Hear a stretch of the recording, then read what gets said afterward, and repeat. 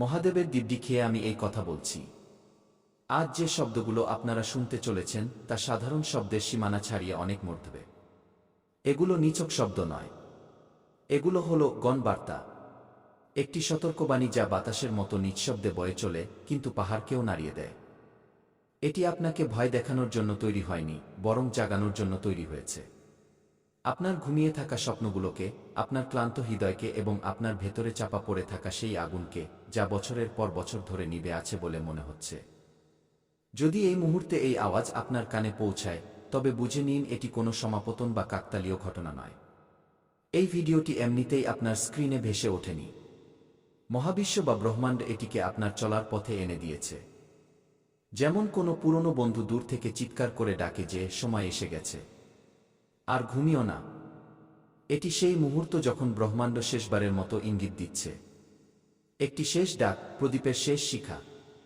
এরপরে হয়তো জীবনের চক্র ভেঙে নতুন দিক মিলবে, অথবা সেই পুরনো শিকল আপনাকে টেনে ধরবে, সেই একই পুনরাবৃত্তি, সেই একই ক্লান্তি।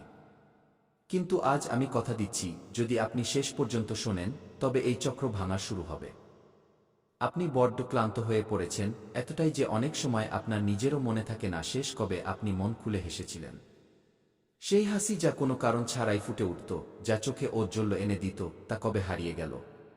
আপনি বাইরে থেকে সবসময় নিজেকে শক্ত দেখিয়েছেন, হাসি মুখে মাথা উঁচু করে, যেন কোনো যোদ্ধা যে যুদ্ধের ময়দানে একা দাঁড়িয়ে আছে।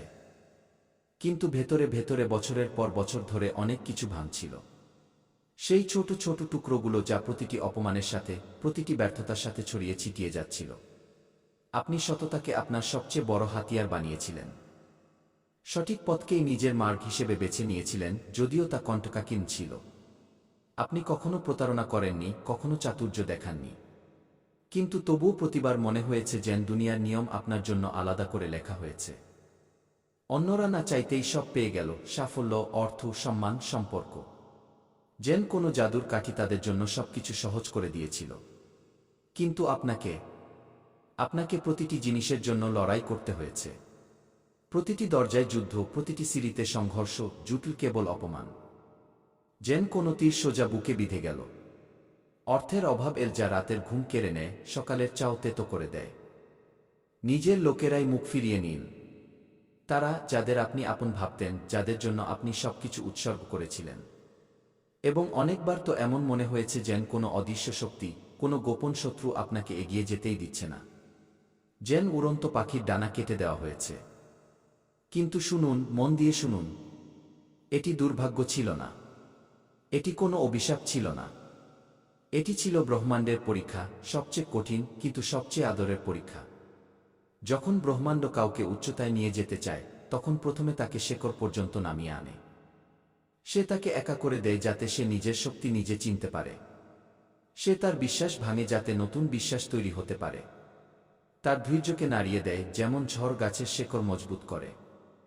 এবং তাকে এমন এক জায়গায় নিয়ে আসে যেখানে মানুষ হয় পুরোপুরি ভেঙে যায়, অথবা ছাই থেকে ফিনিক্স পাখির মতো একেবারে নতুন হয়ে ওঠে, আরও মজবুত, আরও উজ্জ্বল এবং অটল। গত সময়ে গ্রহরা আপনার উপর এক অজানা বোঝার চাপ সৃষ্টি করেছিল। সূর্য, যা আপনার পরিচয় এবং আত্মবিশ্বাসের উৎস, তা কিছুটা ম্লান মনে হচ্ছিল, যেন মেঘ সূর্যকে ঢেকে দিয়েছে। চন্দ্র, যা আপনার মনের নদী, তা আপনাকে অস্থির করছিল। রাতগুলো ছিল নির্ঘুম, দিনগুলো দুশ্চিন্তার। এবং শনি, সেই কঠোর গুরু, প্রতিদিন প্রতি মুহূর্তে আপনাকে একটাই প্রশ্ন করছিল, তুমি কি সত্যিই প্রস্তুত? সেই কারণেই কাজ হতে হতে আটকে যেত, যেন নদী বালিতে আটকে গেছে। টাকা আসতে আসতে আটকে যেত, যেন কোনো দরজা শেষ তালাটিতে বন্ধ হয়ে গেল।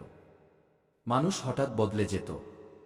সেই বন্ধুরা যারা কাঁধে হাত রাখত, সেই সম্পর্কগুলো যা মজবুত মনে হতো, সব এক ঝটকায় উড়ে যেত। কিন্তু এখন শুনুন, এখন ভারসাম্য নড়ে গেছে। গ্রহদের চাল চুপিসারে বদলে গেছে। কোনো ঢোল বাজেনি, কোনো ঘোষণার শোরগোল হয়নি, কোনো আতশবাজি ফাটেনি। কিন্তু আপনার অন্তরের গভীরে কিছু একটা জেগে উঠেছে। একটি ছোট্ট স্ফুলিঙ্গ যা আগে অস্পষ্ট ছিল, এখন তা স্পষ্ট বলছে। আপনি হয়তো অনুভব করেছেন, ইদানিং মন অদ্ভুতভাবে ভারী থাকছে। যেন কোনো পুরনো বোঝা হালকা হচ্ছে, কিন্তু জায়গাটি খালি হয়ে গেছে। কখনো অকারণে অস্থিরতা, যেন কোনো ঝড় আসতে চলেছে। আবার কখনো হঠাৎ গভীর শান্তি, যেন সমুদ্র শান্ত হয়ে গেছে। এটি বিভ্রান্তি নয় বন্ধু, এটি পরিবর্তনের পদধ্বনি। সেই হালকা খসখস শব্দ যা জঙ্গলে ঝড়ের আগে শোনা যায়। অনেকেই এই মোড়ে এসে ভুল করে। তারা এই সংকেতগুলোকে অবহেলা করে, ভাবে যে এগুলো এমনিই হচ্ছে। আর পরে যখন সবকিছু বদলে যায় তারা আফসোস করে, ইস, যদি সেই সময় বুঝে নিতাম। ইস, যদি সেই স্ফুলিঙ্গে হাওয়া দিতাম। আমি আপনাকে সেই ভুল থেকেই বাঁচাতে এসেছি। এখন থামুন, শ্বাস নিন এবং মন দিয়ে শুনুন, কারণ এই অংশটি খুব সংবেদনশীল। যেন কাচের ফুল যা ছুলেই ভেঙে যেতে পারে। এই সময়ে পরিবর্তনের এই ঢেউয়ে কিছু মানুষ খুব মিষ্টি সেজে আপনার আশেপাশে আসবে। তারা প্রশংসার ফুলের মালা পরাবে, যা শুনতে তো সুন্দর লাগবে কিন্তু তা শিকড় কেটে দেওয়ার মতো হবে। তারা পরামর্শ দেবে যেন কোনো জ্ঞানী গুরু, কিন্তু সেই পরামর্শ আপনার পথ ঘুরিয়ে দেওয়ার জন্য হবে। তারা আপনার প্রতি সহানুভূতির নাটক করবে, চোখের জল ফেলবে, কাঁধ এগিয়ে দেবে। কিন্তু মনে রাখবেন, ঈর্ষা সবসময় হাসি মুখেই আসে। সে সবচেয়ে মিষ্টি হাসি হাসে, সবচেয়ে উষ্ণ করমর্দন করে, কিন্তু ভেতর থেকে বিষ ঢালে। প্রতিটা হাত মেলানো মানুষ আপনার আপন নয়। কিছু হাত তো কেবল আপনার ডানা কাটার জন্যই এগিয়ে আসে। সব শুভাকাঙ্ক্ষী শুভ হয় না। কেউ কেউ তো কেবল আপনার পতনের অপেক্ষায় থাকে। আপনার শত্রুরা এখনো বর্তমান। সেই পুরনো, সেই লুকিয়ে থাকা শত্রুরা, যারা আপনার সাফল্যে জ্বলে। কিন্তু পার্থক্য এটুকুই যে এখন তাদের কাছে আগের মতো শক্তি নেই। ব্রহ্মাণ্ড সিদ্ধান্ত নিয়েছে। যেন কোনো বিচারক হাতুড়ি ঠুকে রায় দিলেন, ভারসাম্য আর আগের মতো থাকবে না, বদলে যাবে। যারা আপনাকে ছোট করেছিল, যেন কেউ কাদায় লুটোপুটি খাচ্ছে। যারা আপনার নীরবতাকে দুর্বলতা ভেবে ঠাট্টা করেছিল। যারা আপনার পিঠ পিছে খেলা খেলেছিল, চাকুর মতো নিঃশব্দে বিঁধেছিল, সত্য এখন ধীরে ধীরে সামনে আসবে। পেঁয়াজের খোসার মতো এক একটি স্তর খুলতে থাকবে এবং প্রতিটি স্তরে একটি মিথ্যা, একটি প্রতারণা বেরিয়ে আসবে। কিন্তু শুনুন, এবং এটি খুব জরুরি কথা, এটি হৃদয়ে গেঁথে নিন। যদি আপনি এই সময়ে প্রতিশোধের ভাবনা মনে পুষে রাখেন, যদি মনে হয় এখন আমার পালা, এবার আমি দেখিয়ে দেব, তবে সেই ভাবনাই আপনার অলৌকিক ঘটনার পথে সবচেয়ে বড় পাথর হয়ে দাঁড়াবে। সেই পাথর যা নদীকে আটকে দেবে, স্বপ্নকে পিষে ফেলবে। ন্যায় বিচার করা আপনার কাজ নয়। ন্যায় বিচার মহাদেব করবেন। মহাদেবের শৈলী এটাই। তিনি ত্রিশূল ওঠান সঠিক সময়ে, সঠিক জায়গায় এবং সঠিক তীব্রতায়। তার আঘাত কখনো তাড়াহুড়োর নয়, সর্বদা ন্যায়পরায়ণ। আপনাকে শুধু নিজের শক্তি বা ঊর্জাকে স্বচ্ছ রাখতে হবে। যেমন কোনো নদী যা পরিষ্কার জল নিয়ে বয়, আবর্জনাকে নিজেই ভাসিয়ে নিয়ে যায়। এখন এখানে একটি অত্যন্ত গভীর রহস্য আছে, যা আমি কেবল তাদেরই বলছি যারা শেষ পর্যন্ত শুনছেন, যারা এই বার্তাটিকে নিজের করে নিয়েছেন। আগামী সময়ে আপনার জীবনে একটি ঘটনা ঘটবে। এমন ঘটনা যা বাইরে থেকে খুব সাধারণ মনে হবে, হয়তো একটি অজানা ফোন কল, একটি পুরনো চিঠি, কাকতালীয়ভাবে পাওয়া একটি বই বা ছোট্ট কোনো সাক্ষাৎ। মানুষ বলবে, এতে বিশেষ কি আছে? এত সাধারণ। কিন্তু সেই মুহূর্ত, সেই ছোট মোড়টি আপনার ভবিষ্যতের পুরো দিক নির্ধারণ করবে।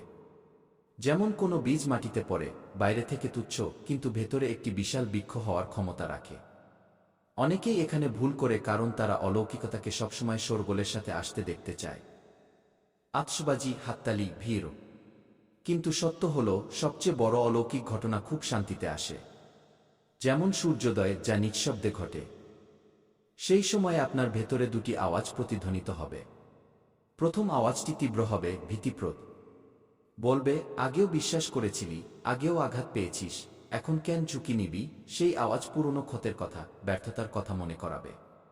কিন্তু দ্বিতীয় আওয়াজটি হবে খুব ধীর, খুব কোমল, কিন্তু স্পষ্ট এবং মজবুত। বলবে, এখান থেকেই এগিয়ে যেতে হবে। এটাই পথ। যে ওই দ্বিতীয় আওয়াজটি শুনে নেয়, যে সেটিকে বেছে নেয়, সেই ইতিহাস গড়ে, সেই নিজের গল্প নিজে লেখে, অন্যদের দ্বারা লেখা গল্প নয়।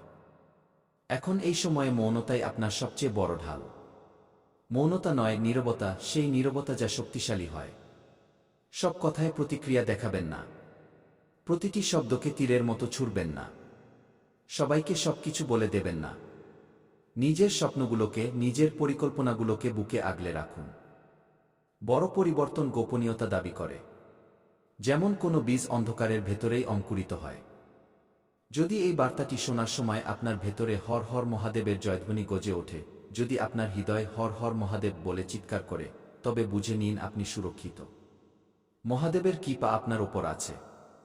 তার ত্রিশূল আপনাকে রক্ষা করছে। আর যদি এই কথাগুলো আপনার হৃদয় স্পর্শ করে, যদি এই শব্দগুলো আপনার শিরায় প্রবাহিত হয়, তবে এই ভিডিওটি লাইক করা কেবল একটি ক্লিক নয়। এটি একটি সংকল্প, ব্রহ্মাণ্ডকে দেওয়া একটি সংকেত যে আমি প্রস্তুত, আমি পরিবর্তনের জন্য দাঁড়িয়ে আছি। আর যারা এই ধরনের সত্য শুনতে চান, যারা জীবন বদলে দেওয়া বার্তাগুলো কখনো হারাতে চান না, তাদের জন্য এই চ্যানেলটি সাবস্ক্রাইব করা একটি সুরক্ষা কবচের মতো কাজ করে। এটি সেই কবচ যা নেতিবাচকতাকে দূরে রাখে এবং ইতিবাচক শক্তিকে আমন্ত্রণ জানায়। এবার শেষ কথাটি খুব শান্ত হয়ে শুনুন। যেমন কেউ মন্ত্র জপ করছে। যেই দিন, যেই মুহূর্তে আপনার মনে হবে যে এবার সিদ্ধান্ত নিতেই হবে, সেই বড় সিদ্ধান্ত, সেই পদক্ষেপ যা সবকিছু বদলে দেবে, সেদিন কোনো সাহারা মিলবে না।